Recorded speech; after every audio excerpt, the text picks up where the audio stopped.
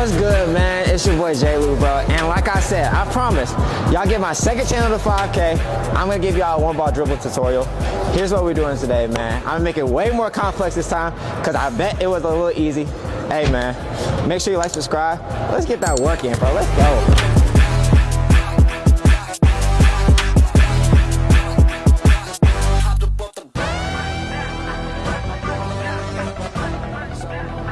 The key thing I like to focus on most of the things are control, and then once I have control, how can I make it a little harder? You know, go a little faster, you know, dribble the ball a lot harder, you know, so I always want to challenge myself. Boom, boom, boom. I want y'all to mix it up, you know? Left side, so then it's like it's always a setup. So I come down, boom.